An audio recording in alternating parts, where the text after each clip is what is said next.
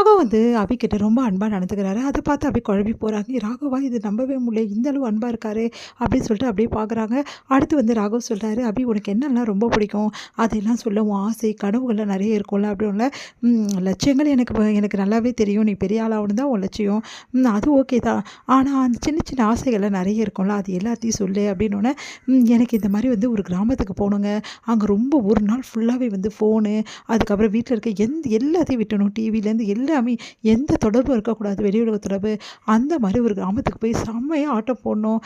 அங்க இருக்க குளத்துல குளிக்கணும். ஜாலியா இருக்கணும். கிணத்துல ஜாலியா என்ஜாய் பண்ணணும். கிணத்துல குளிச்சு, அங்க இருக்க இடத்துல எல்லாமே வந்து ரொம்ப சூப்பரா வந்து என்ஜாய் பண்ணிட்டு இருக்கணும்.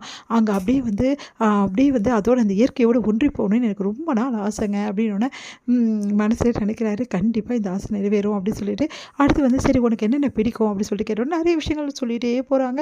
எனக்கு இது பிடிக்கும், அப்படி பண்ணோம், இது பண்ணோம். அப்படியே கேட்டு கேட்டு ராகவ் தூங்கியே போயிடுறாரு. ராகவ் என்னாச்சு? இன்னும் தூங்கிட்டீங்களா? அப்படின்னா, "இல்ல அபி நான் கேட்டுட்டு தான் இருக்கேன்." அப்படி சொல்றாரு. சிரிக்கிறாங்க அபி. ராகவும் அப்படி சிரிச்சுட்டு தூங்கிடுறாரு. இங்க வந்து ராகுவோட பிஹேவியர்லாம் பார்த்து அபி யோசிக்கிறாங்க. அனு கிட்ட சொல்றாங்க. "அனு இப்ப ராகவ்ல முன்ன மாரி இல்ல. என்னாச்சு அபி? ரொம்ப பிரச்சனை பண்றாரா? உன்ன ஏதாவது தொல்லை குடுக்குறாரா? அந்த மோசமான ஒருத்தன் இருக்கான்ல, அந்த முரளி அவன் கூட உன்னையும் ஐய்யய்யோ! ஏன் அனு இப்படி நெகட்டிவாவே திங்க் பண்ற? பாசிட்டிவா எதுவும் திங்க் பண்ண தெரியாதா உனக்கு?" அதெல்லாம் ஒண்ணுமே கிடையாது. இப்ப ராகவ் வந்து ரொம்ப மாறிட்டாரு. அவரு என்கிட்ட ரொம்ப ரொம்ப அன்பா பேசுறாரு. முதல்லலாம் என்கிட்ட சந்தேகப்பட்டு ஏதாவது கேள்வி கேட்டுட்டே இருப்பாரு. இருக்கிறதே இல்ல அனு. எனக்கே ஒண்ணும் புரியல ராகவோட மாற்றத்த. சரிடி எப்படியோ உன் வாழ்க்கை சரியானா சரி, வாழ்க்கை சரியாயிட்டாலும் ஏதோ கொஞ்ச நாள் இப்படி இருக்காரு. பார்க்கலாம் எப்ப மாறுவாரோ அப்படின்னு சொல்றாங்க. ஏன்டி இப்படிலாம் சொல்ற? கண்டிப்பா ராகவ் இதுக்கப்புறம் உன்ன டோட்டலா புரிஞ்சுக்கணும். உன் கூட வாழவே ஆரம்பிப்பார். அதெல்லாம் நடக்கும்போது பார்த்துக்கலாம் அனு அப்படி சொல்றாங்க.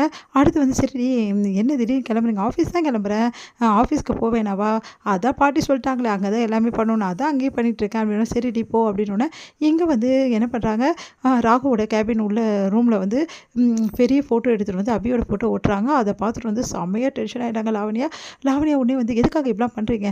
யாரை கேட்டு இதெல்லாம் ஒட்டினீங்க?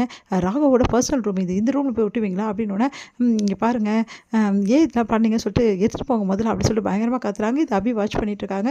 அப்போ ராகவ் வந்து நான் தான் ஒட்ட சொன்னேன். என்ன தான் வந்து நம்ம எவ்வளோ தான் வந்து ஆட் பண்ணாலும் சரி, ஆனால் ஒரே ஒரு ஆடு அதுவும் வந்து இவளை வச்சு பண்ணது, நம்ம அபியை வச்சு அவ்வளோ சூப்பராக இருக்குது. அபியோட ஃபோட்டோ பற்றி எப்படி இருக்குன்னு சொல்லிட்டு இந்த ஆட் ஷூட்டை வந்து நினச்சி பார்க்கும்போது எவ்வளோ வந்து இருக்குது. எப்படிலாம் நடந்ததில்ல இது. ஆல்ரெடி நடிக்க வந்தவங்க நடிக்காமல் போயிட்டாங்க.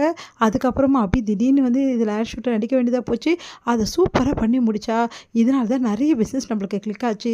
அதனால் இது ராசியான படம். அதனால தான் நான் இங்கே வைக்க சொன்னேன் அப்படின்னோடனே அபி யோசிக்கிறாங்க. ஒரு காலத்தில் நம்ம படத்தை ஒட்ட எப்படிலாம் கிழிச்சு கிழிச்சு போட்டோம். என்னன்னா அவரோட கேபினே ஒட்ட சொல்கிறாரே, ஒன்றுமே புரியலையே. இது ராகவா? இதை நினச்சி கூட பார்க்க முடியலையே. நினச்சி பார்க்காத விஷயங்கள்லாம் ராகவ் திடீர்னு நம்மளுக்கு சர்ப்ரைஸ் கொடுத்துக்கிட்டே இருக்காரு. ஒன்றுமே புரியலையே. இதுக்கெல்லாம் மொத்தமாக ஒரு ஆப் எதாவது வைப்பாரோ? இவரை நம்ப முடியாது. இவர் திடீர்னு நல்லா வந்து பேசிகிட்டே இருந்தது, திடீர்னு வேறு மாதிரி பேசுவார். அதனால் நம்பலாமா வேணாமா? ஆனால் பாவமாக இருக்குது. நம்மளும் போல தோணுது.